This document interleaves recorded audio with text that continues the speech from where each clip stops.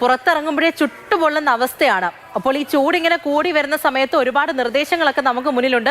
അങ്ങനെ ഓരോന്നും പാലിക്കണം എന്നൊക്കെ നമുക്കറിയാം. പുറത്തിറങ്ങുമ്പോൾ കുടയെടുക്കണം, 11 മണി മുതൽ വൈകുന്നേരം 3 മണി വരെ ആ ഒരു സമയത്തിനിടയ്ക്ക് നേരിട്ട് സൂര്യപ്രകാശം ഏൽക്കരുത്, നല്ല വെള്ളം കുടിക്കണം എന്നുള്ള കാര്യമൊക്കെ ഒരുപാട് നിർദ്ദേശങ്ങളുണ്ട്. ഇപ്പോൾ പുറത്തേക്ക് പോകുമ്പോഴാണെങ്കിലും വീട്ടിലാണെങ്കിൽ തന്നെയും നമ്മുടെ ആഹാര കാര്യങ്ങളിൽ ഒരുപാട് ശ്രദ്ധ വേണം ഈ ഒരു ചുട്ടുപൊള്ളി നിൽക്കുന്ന സമയത്ത്. അപ്പോൾ നമ്മുടെ ഭക്ഷണശീലങ്ങൾ, അതിൽ എന്തെല്ലാം കാര്യങ്ങൾ ശ്രദ്ധിക്കണം എന്ന് നമുക്ക് പെട്ടെന്നൊന്ന് പറഞ്ഞു പോകാം. ഏറ്റവും പ്രധാനം, നമ്മൾ എപ്പോഴും പറയുന്നത് പോലെ തന്നെ നല്ലതുപോലെ വെള്ളം കുടിക്കണം എന്നുള്ളതാണ്. അത് ദാഹമില്ലെങ്കിലും ഇടയ്ക്കിടയ്ക്ക് വെള്ളം കുടിക്കുക തന്നെ വേണം. ദാഹിച്ചാൽ മാത്രമേ വെള്ളം കുടിക്കൂ എന്നൊന്നുമില്ല. ചൂട് സമയമാണ്, നല്ല വെള്ളം കുടിക്കണം. പ്രത്യേകിച്ച് തിളപ്പിച്ചാറിയ വെള്ളം തന്നെ കുടിക്കണം. ഈ കണക്കൊക്കെ നോക്കുകയാണെങ്കിൽ ഒരു ദിവസം ശരിക്കും 10 ഗ്ലാസ് വെള്ളമൊക്കെ കുടിക്കണം എന്നാണ്. അത് ഏറ്റവും മിനിമം ആണ്. പക്ഷെ അതിൽ കൂടുതലും വെള്ളം കുടിക്കണം. ദാഹമില്ലെങ്കിലും വെള്ളം കുടിക്കണം, എപ്പോഴും ശ്രദ്ധിക്കണം.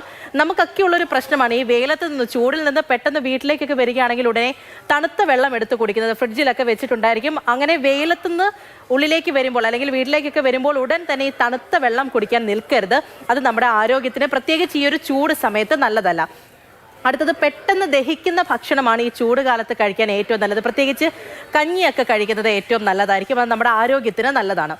അടുത്തത്, പച്ചക്കറികളും ഇലക്കറികളും ഒക്കെ നിർബന്ധമായിട്ടും നമ്മുടെ ഭക്ഷണത്തിൽ ഉൾപ്പെടുത്തണം. അതിലൊന്നും ഒരു കുറവും വിചാരിക്കരുത്. അടുത്തത്, നാട്ടിൽ കിട്ടുന്ന എന്ത് പഴവും അത് പരമാവധി കഴിക്കണം. പ്രത്യേകിച്ച് ഈ ചൂട് സമയത്തൊക്കെ ഈ ചക്കയും മാങ്ങയൊക്കെ ഒരുപാട് നമ്മുടെ വീട്ടിൽ തന്നെ ഉണ്ടാക്കും, നമ്മുടെ പറമ്പിൽ തന്നെ കിട്ടുന്നതായിരിക്കും. അത് മാത്രമല്ല, മറ്റ് പഴങ്ങൾ എന്ത് തന്നെയാണെങ്കിലും, തണ്ണിമത്തനാണെങ്കിലും ആപ്പിൾ ആണെങ്കിലും മറ്റ് പഴമാണെങ്കിലും എന്തായാലും ഈ സമയത്ത് കഴിക്കുക തന്നെ വേണം. അങ്ങനെ പഴം, അത് ആരോഗ്യത്തിന് എപ്പോഴും നല്ലതാണ്. പ്രത്യേകിച്ച് ചൂട് സമയത്ത് അതൊന്നും ഒരു കാരണവശാലും ഒഴിവാക്കരുത്. പിന്നെ തൈര്, മോര്, ചെറുനാരങ്ങ വെള്ളം എന്നിവ ഈ ചൂട് സമയത്ത് നമുക്ക് കഴിക്കാവുന്നതാണ്. പ്രത്യേകിച്ച് ഉപ്പിട്ടതാണ് എന്നുണ്ടെങ്കിൽ ഉപ്പിട്ട നാരങ്ങകളോ മോരും ഒക്കെ കഴിക്കുന്നത് നല്ലതായിരിക്കും. പ്രത്യേകിച്ച് ഈ വിയർപ്പിലൂടെ പുറത്തു പോകുന്ന സോഡിയം ക്ലോറൈഡ്, പൊട്ടാസ്യം ഇവയൊക്കെ തിരികെ ശരീരത്തിലേക്ക് എത്താൻ വേണ്ടിയിട്ട് ഈ ഉപ്പിട്ട വെള്ളങ്ങളൊക്കെ ഒരുപാട് നമ്മളെ സഹായിക്കുന്നതായിരിക്കും. ആരോഗ്യത്തിന് നല്ലതാണ്.